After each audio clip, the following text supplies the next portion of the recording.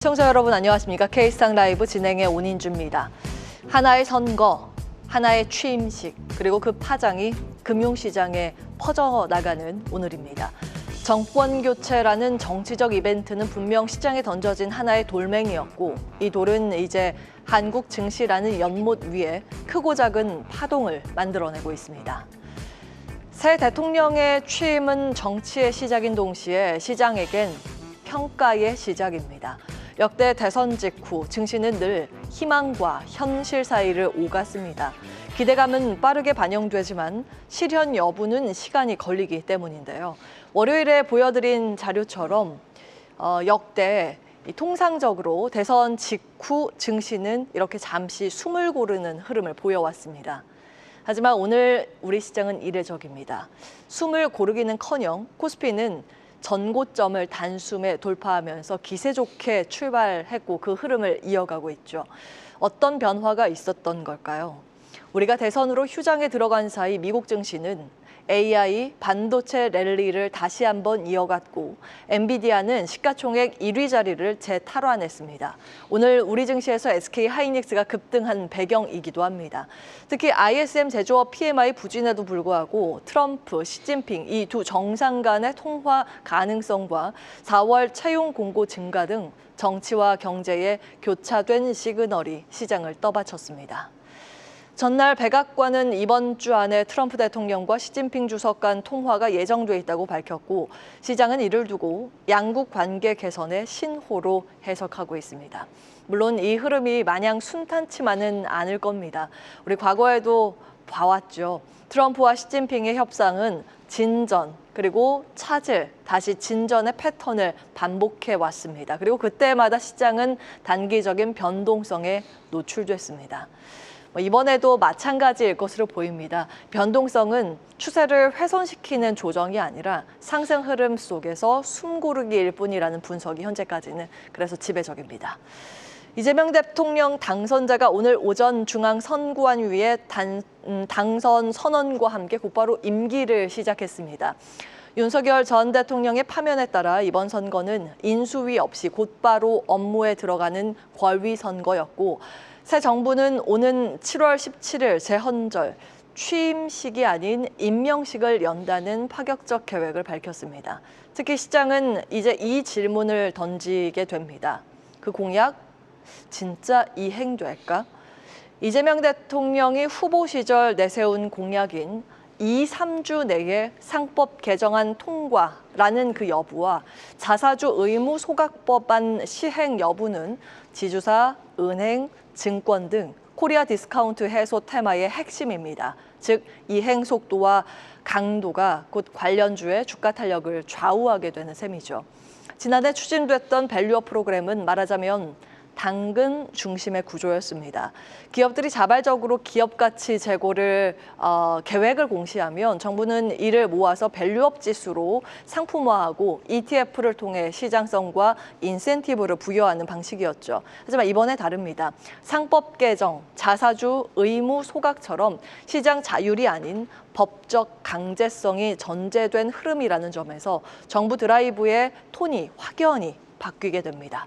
정책과는 무관하게 시대의 요구 흐름도 바뀐 점도 기업의 변화를 이끌어내고 있습니다. 코스피 시총의 절반에 달하는 기업들이 가치 제고 공시에 지금 참여하고 있고요. 연간 자사주 소각 규모와 배당액도 증가 추세를 이어가고 있습니다. 이번엔 그 흐름이 선택이 아니라 의무로 바뀔 수 있다는 것. 즉 인센티브보단 페널티 기반의 체계로 넘어간다면 기업들은 더 이상 미루지 못하고 본격적인 주주가치 제고 전략을 실행에 옮길 수밖에 없습니다. 시장에선 이를 단기 이벤트가 아니라 장기 구조 개선의 출발점으로 보는 시선이 늘고 있습니다. 코스피 3천은 정책 기대감으로, 코스피 5천은 실행력으로, 그 다음은 국가 신용과 제도 개혁의 신뢰도가 결정짓게 될 겁니다. 하지만 관련주의 주가가 지금 단기가 너무 오른 거 아닌가라는 의문이 남습니다. 그 질문에 증권가는 이렇게 답하고 있습니다. 올랐지만 아직 넘치진 않았다. 단기 급등에 따른 하락이 언제든지 나올 수는 있지만 중장기로는 볼만하다. 최근 지주회사, 금융주, 증권주가 빠르게 반등했지만 절대적인 밸류에이션은 아직 부담을 크게 느끼는 자리는 아닙니다.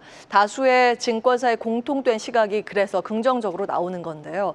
PBR, 즉 청산가치 기준으로 봤을 때 여전히 역사적 평균 정도 수준을 이어가고 있습니다. 청산가치가 이론적으로는 한 배죠. 아직까지 이 세 섹터 모두 한 배 미만이라는 데는 증권사 주목을 하고 있습니다. 지주사로 보면 평균 12개월 선행 PER은 현재 0.61배입니다. 5년 평균인 0.58배와 큰 차이가 없고 은행도 마찬가지. 증권은 이 중에서는 가장 최근 들어서 빠르게 올랐습니다만 여전히 0.82배로 부담이 없는 수준이라는 평가입니다.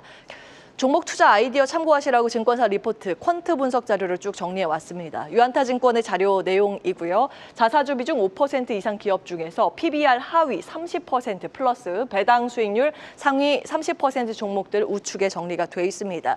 그리고 이제 화면에 정리된 기준으로 이 스크리닝에 부합한 우선주들도 우측에 정리가 돼 있습니다. 자, 이어서 KB증권의 종목 전략 보실까요? 2017년 탄핵 공백 이후에 대통령 선출 사례를 통해서 투자 전략을 제시했습니다. 탄핵 정국 이후 대통령 선출의 유일한 사례이기 때문인데요. 당시 코스피는 3개월간 약 10% 상승했습니다. 그 중심에 있었던 건 바로 내수 경기와 금리 민감 업종, 건설, 은행, 보험 순으로 금융업종이 시장 중심에 섰습니다. 자, 업종 전략과 각 업종의 최선호주를 한번 체크를 해보시죠. 우측의 종목별 대응 전략 참고하시라고 정리가 쭉 돼 있습니다. 자, KB증권의 업종 전략과 탑픽 종목들이고요. 밸류업을 넘어서 시장 전반적인 평가를 이어서 챙겨보겠습니다. 역대 신정부 출범 관련 국내 증시 영향은 중립 이상의 긍정론이 우세합니다.